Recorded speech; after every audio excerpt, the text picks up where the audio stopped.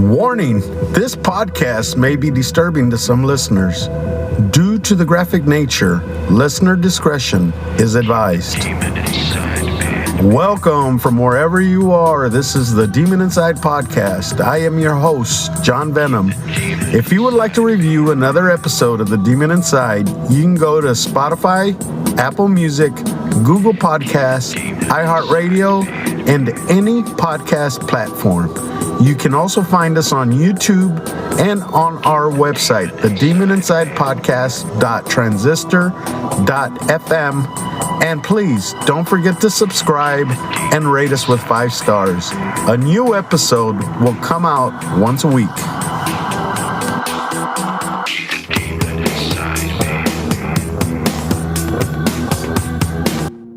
And we are just uncovering a shocking claim. A Tampa attorney telling us she tried to warn Hillsborough deputies and DCF about Jonchuck just hours before the murder. I-Team investigator Adam Walser has been digging into the story all day and continues our team coverage right now. Adam?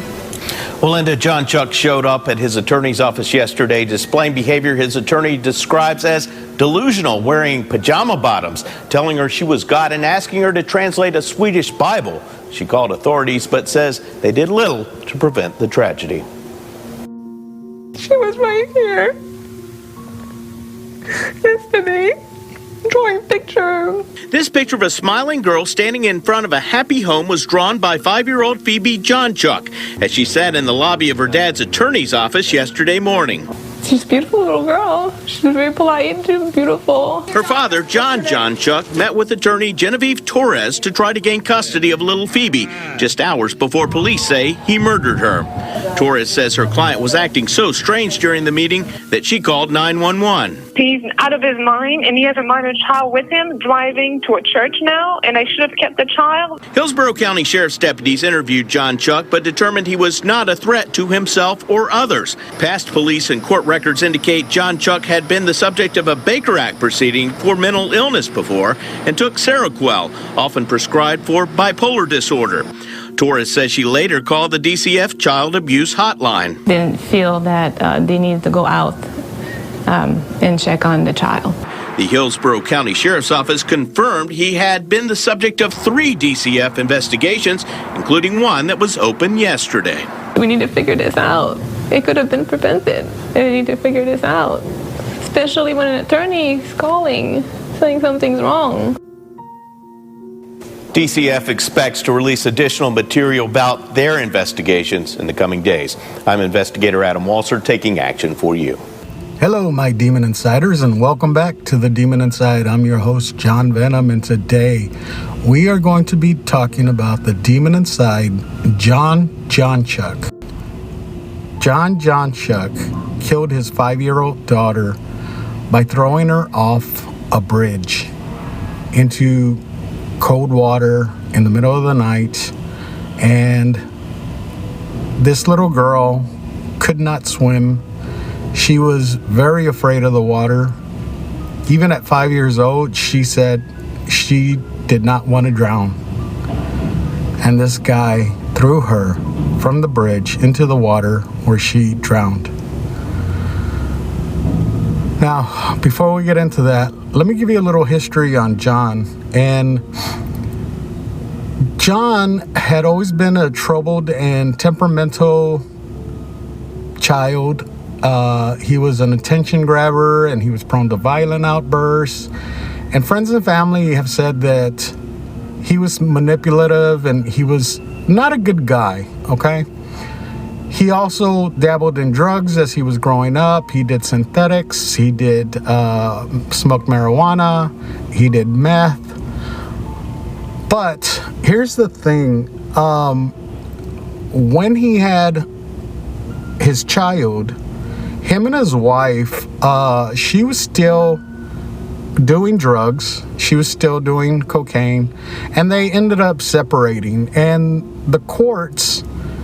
I'm not sure if the courts allowed him to have her, but he did. And she didn't really complain because she said he was a good dad. But he was still talking to a lawyer, which is the lawyer that you heard earlier on the news broadcast, that he was trying to gain custody of her. Now, everybody, including his family, including friends, have said that he was a terrific dad. The 5-year-old loved him to death, and he loved her. And he, according to everybody, was a good father to the point where people could not believe what he did.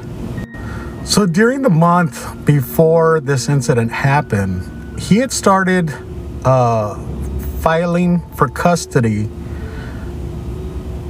for his daughter because he didn't want the mother to have rights to see her anymore. He was trying to protect his daughter from the mother because he said that the mother was being irresponsible and she couldn't take care of her. And John wanted the best for his daughter.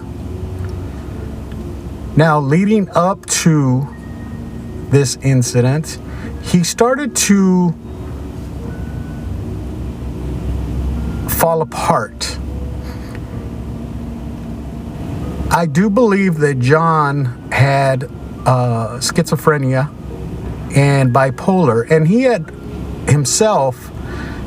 turned himself into the hospital where he had received medications that you heard on the interview or on the news broadcast, and he had done this out of trying to help himself and get better. Now, this was further in the past, and I think with the stress of trying to get custody of his daughter, or full custody, he might have had a lapse.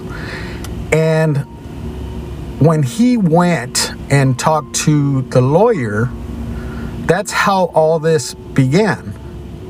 So she says that when he was in the office and she was there and she drew her picture, she says that the child was fine, and that John started talking about religion, and he had a Swedish Bible that he took from his mother-in-law because he was telling her that he wanted her to translate it.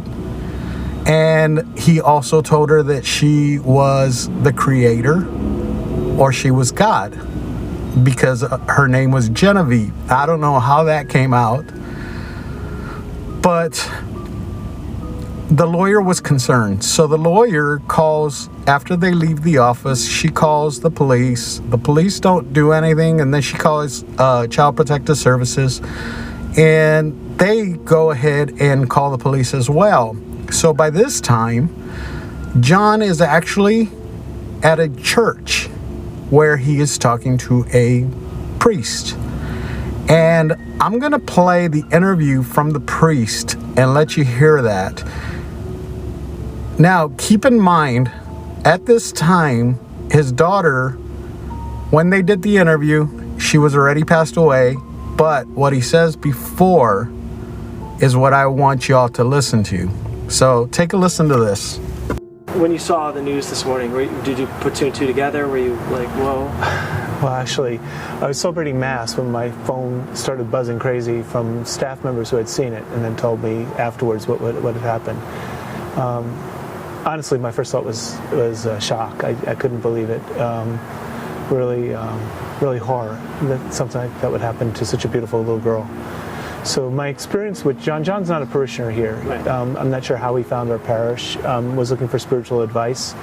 So he had an appointment with me, came in with his daughter.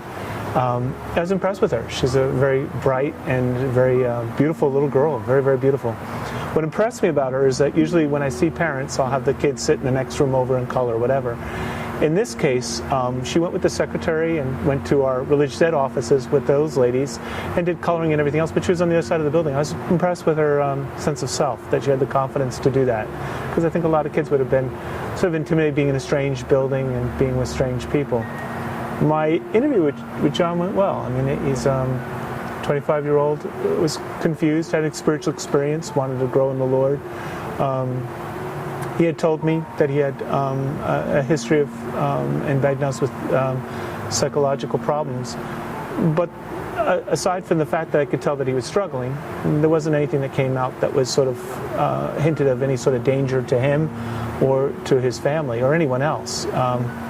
Halfway through the interview, I received a phone call that the sheriff's office was here, and they had received a complaint or a concern from someone that he might hurt himself. So after I was finished, I talked with him about that and sort of bridged the gap so that he would be able to go to the police officers and that there wouldn't be any sort of trauma or drama, for that matter. And they had their interview with him, and afterwards he left. I gave him a Bible, and he was supposed to be here tonight, actually, for some classes. Later on in the day, trying to join. Yeah, he wanted to be baptized. He had a spiritual experience and wanted to be baptized. I think that earlier he called and said that he, felt tormented. So I think that he was looking for spiritual relief, thinking that his mental problems might have had a spiritual cause, if you will. So he came back about an hour, 2 hours later, and at this point he was more agitated and really sort of insisting that he be baptized on the spot, which we don't do. There's a period of preparation that's required. He also brought his stepmother with him to sort of verify his story. The girl was there with him as well, and the girl was fine. The stepmother seemed fine. He was more agitated, especially when I couldn't help him. And he admitted that he was paranoid, that he felt that way. But there wasn't any sense that he was a danger to himself or to anyone else. That's what everyone seems to be saying. I can't imagine, what must have transpired in his mind as time went on.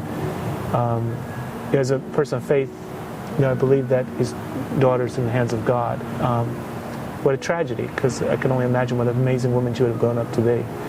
For him, I think when he finally is able to be in a lucid moment and he's able to reflect on what happened, I can't imagine the horror. Imagine that you took the life of your child. Just horrible stuff. And same thing with his dad and stepmother and the mother of the child. I mean, to think that she couldn't have somehow helped.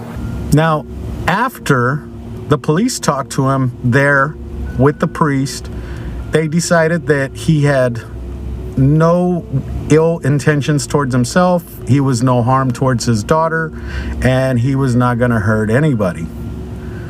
So this drew more concern with social services or the Child Protective Services. And after he left, and the priest said he comes back, that he wants a right there emergency baptism. And the priest said they don't do that. Now, somewhere, somebody had said that he was asking for an exorcism, but the priest denied it. And I'm going to put that link at the bottom so you can hear the whole interview. And I'm also going to put the other links that I have that I'm going to be playing soon. And that way you can hear the entire interview. So after John leaves and he's traveling with his child, he ends up getting near a bridge in St. Petersburg, Florida.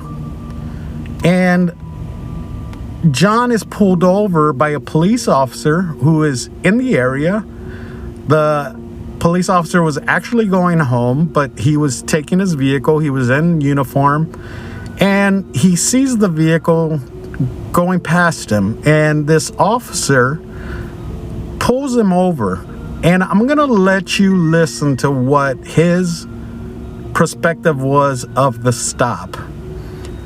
Now, keep in mind, this is a person that is having a mental breakdown, but also a spiritual battle, because I do believe that demons try to take over people that have mental defects or mental problems. And John was experiencing this because John wanted a baptism. He went to this church twice, and he was very erratic, like the priest said, and he's very just wanting to get baptized. Now, I don't know what happened because the mother-in-law was there with him when they went to see the priest and the police talked to him. I don't know where she went to after that. I don't know if they went and dropped her off, because when they were in the car, it was just him and his daughter. But listen to the testimony from this officer, and I'm going to play his name where he mentions who he is, and then he's going to be talking to the DA under oath in the court. And then you're gonna hear a different voice after that, and that's the defense, and he's going to mention about the Swedish Bible. So listen to this. Good afternoon. Would you please turn to the jury and introduce yourself and tell them your name? Officer William Vickers. How do you spell your last name for the record? V as in Victor, I-C-K-E-R-S. What is your occupation? I'm a police officer with the St. Petersburg Police Department. What side of the bridge did you and the white PT Cruiser pull over on? Left side, right side? The right side of the bridge. And what's the name of this bridge? The Dick Meisner Bridge. And what happened next? The driver was already out of the vehicle and began approaching me with something large in his hand. Based on training that I've seen, at that point I was fearful for a violent encounter. I drew my firearm and maintained it in a low ready with the anticipation of a firefight. The driver continued to approach me. I ordered them back into the car. They did not respond. As they continued to approach, the driver yelled, "You have no free will," and crossed in between the two cars. At that point, the driver walked around to the passenger side and reached in. I ordered the driver to show me their hands. They still did not comply. At that point, I was still anticipating a violent encounter, possibly firearm related. The driver emerged from the vehicle holding a small child who appeared to be asleep at the time, turned and let the child go over the side of the bridge. And you said he's clutching that Swedish Bible to him? I did not know what it was at the time. It looked like a large binder. Right, okay. So, but you see he's got something, he's holding on to something. Yes. So for me, this demon had already taken full advantage of John. And this is the reason why I'm telling you, because when he got out of the vehicle, like the police said, he walked towards the police officer with the Swedish Bible in his arms. Then he walked back, grabbed his daughter from the car seat, picked her up, walked her to the bridge right off the side, and just threw her. Now, before he did that, he said, "You have no free will." Why make a statement like that? You have no free will. People have free will. We all have free will. That's the gift that God gave to us, to have choices. Now, I believe this demon was telling the cop, as a person, you have no free will. Because demons and angels have no free will. They have to do as commanded.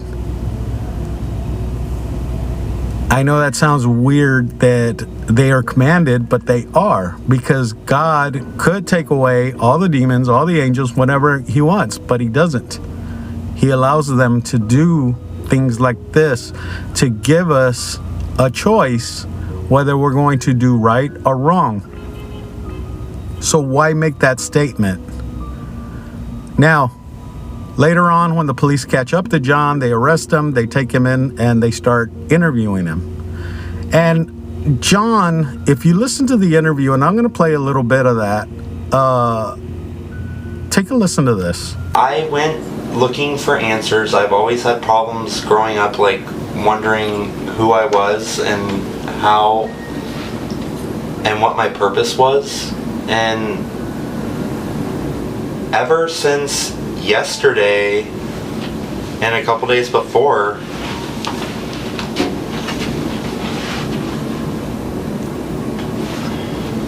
like what? The problems? How do you think you're different? Well, it's like, I don't know, like when I went to the church What church? St. Paul's Catholic Church, and I spoke to Father Bill. He told me that I wasn't going to be ready this Easter, but next Easter, and that I was the Pope.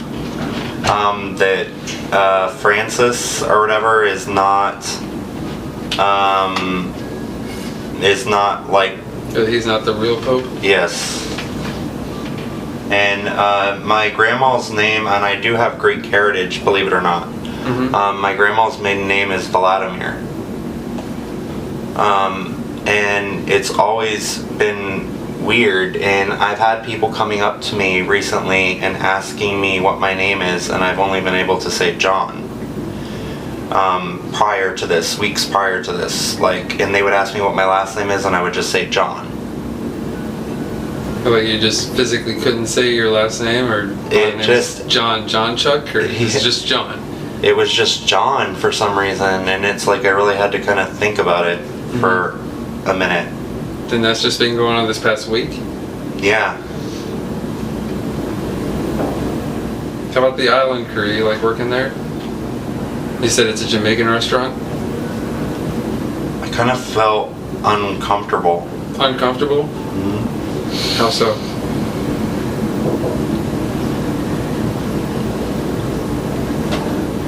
I mean, it's a job. How do you know all this stuff?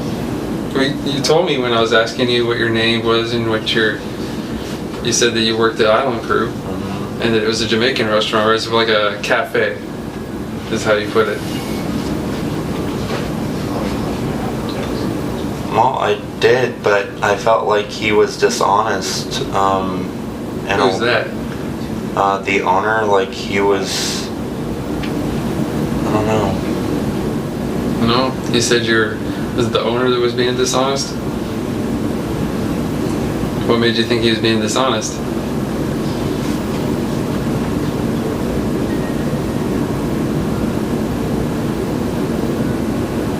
He was going to different restaurants. And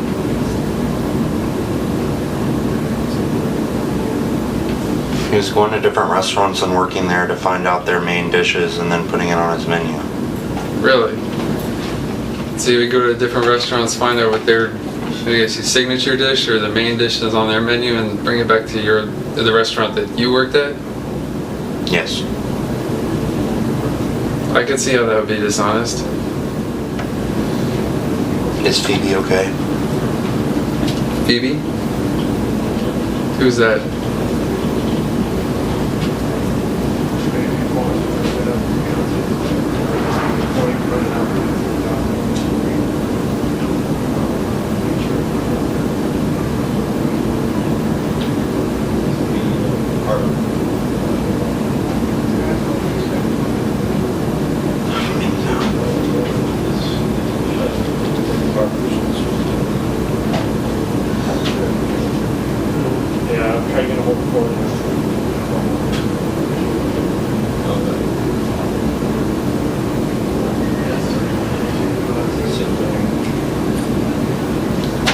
Phoebe was my daughter.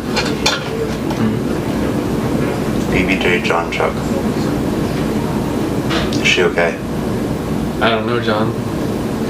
I haven't heard. I've been here watching and talking over you, or talking with you. So when I do these shows and I listen to some of these people talking, and they always say in the last few days or the last few weeks, and it's always within a few weeks that things like this happen. Now, for me, he's already full-blown schizophrenic. He's paranoid, as you can tell. He tells the police officer, "How did you know all this about me?" And you know, and he's talking about being the Pope, and the priest never talked to him about that he was going to be the Pope. And Vladimir, I looked up his mom and dad, and I couldn't find if his mom's name was actually Vladimir, but you know, that it's just far-fetched for me, but for him to be saying that he couldn't say his whole name, only John, for me, this demon was clouding his mind. And then when the cop asked him about his, or he asked the cop about Phoebe, the cop says, "Who's Phoebe?" And I left that whole entire space because I wanted you to know that he took that long to answer who Phoebe was. And this was the light of his life. This was the daughter that he loved so much. He was taking her with him everywhere. My question is this too: if the cop wouldn't have stopped him, would he have thrown her out of the car into the water? Because they were passing by the bridge before the police officer stopped them. Was he going to take his daughter and kill her somewhere else? Was he going to go back to the church? We'll never know, because of the way things happen. And I'm not giving him an excuse. I'm just saying circumstances of what happened, the way they happened, are strange to me, because all of a sudden he's talking about free will. And he's wanting people to talk about what's like, translate the Swedish Bible. Why are you holding on to a Bible? Why are you going to the church? Why are you... I believe that this thing might have connected with him maybe years before and just been dormant. And then come with the stress, and then coming with all these, times that he went into the hospital for outpatient, for coming out to the hospital when he was having psychiatric problems and taking his pills for bipolar. It gives the demon a way to stay in him for that long. And it could have been from before when he was using drugs, or could have been with the anger. There's so many ways that a demon can get in you just by being upset. I've talked about a lot of these cases where somebody that is naturally or innocently and good person, they talk about suicide.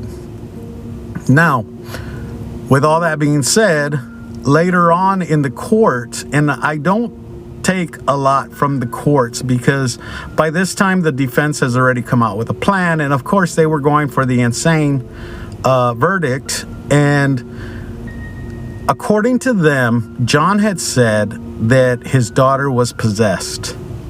Now, I don't know if that's what he said, because in the interview that you just heard, there's a little bit more to it, but he asked for a lawyer, and he never says anything about that she was possessed. He never says anything about any demons or anything like that. So I don't know if that's a fact or not, but just hearing that makes me think maybe he did ask for an exorcism. Maybe he did think she was possessed, or maybe he thought he was possessed, because if he was talking to the priest and wanting to get himself baptized, then it would have been for him, not for his daughter. So maybe he thought he needed to get an exorcist to take the demon out. And I think he was more on the right track with that. What happened here is a very tragic thing. And like the priest said earlier on the interview, that once he's done and he comes back to normal, he's going to be so sad about this. He's going to regret every living moment of the rest of his life. John is still having effects from that day. He still might be plagued with a demon. Or he might just be very insane, because killing your child and trying to face that and knowing you did that. And these demons they want you to see maybe he didn't even know he did it. Because when he's talking to the police officer, he doesn't even know who she is for a few seconds. It seemed like a minute that he paused.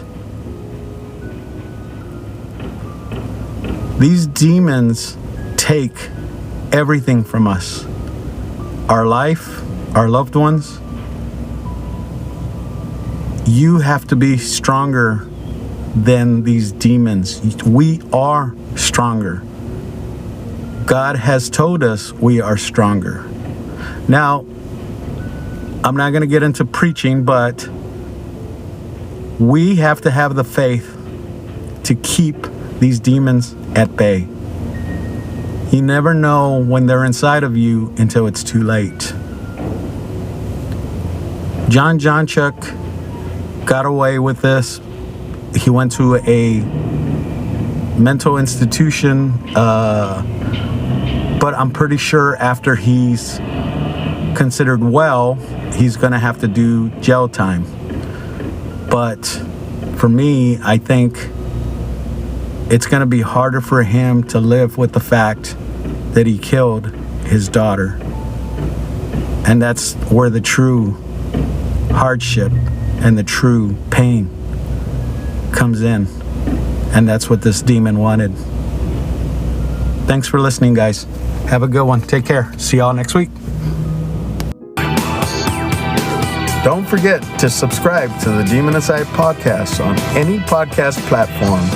A new episode of the Demon Inside will be released every week. Let us know what you think of the episode on any of our social media platforms. If you have any questions or comments, go to the Demon Inside podcast at gmail.com or click at the link below. We would love to hear from you.